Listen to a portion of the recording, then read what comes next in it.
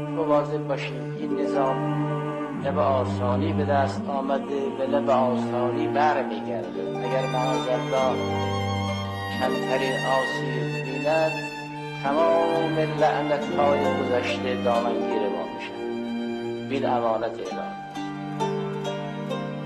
الی یوم القیامه هر مسلمانی که بیاید لعنتش دامنگیر ماست.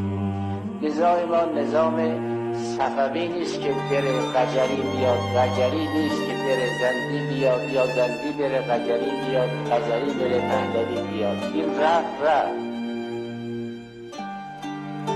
بر همه ما واجب عینی است این نظام را حفظ کنیم.